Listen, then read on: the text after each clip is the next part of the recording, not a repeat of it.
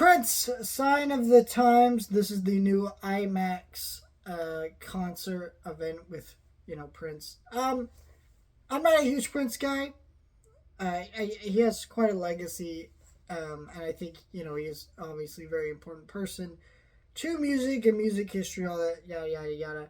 You don't need me to tell you all that. You already know all that. But I do want to acknowledge that I'm not a huge Prince fan. Nothing against Prince, his person or anything, but I've seen a few of his movies. This one was directed by him, and it's a whole concert movie, and I just want to review it because it is really special. So I also think this movie is being marketed weird because it's a concert movie, but it's not. The way they describe it is not like as if it's just remastered. They kind of play it up as if it's like a new thing when it's really not. It's just a remastering of an old movie. Though you would be not remiss to think this is a brand new movie because I saw the Becoming Led Zeppelin documentary, which actually is a new movie in IMAX, and it looked brand new. This also looked brand new, but isn't, and that's the crazy part. And so it looked amazing. The remastering, the sound design was great. And people were really into this one. I wouldn't say this was a packed theater I was in, but there was a decent amount of people in the theater, and they started clapping to moments in the movie and things like that. It really got you into the atmosphere of being in a room with Prince and all these people performing, and it was just so well done. The remastering, cleanup work around it.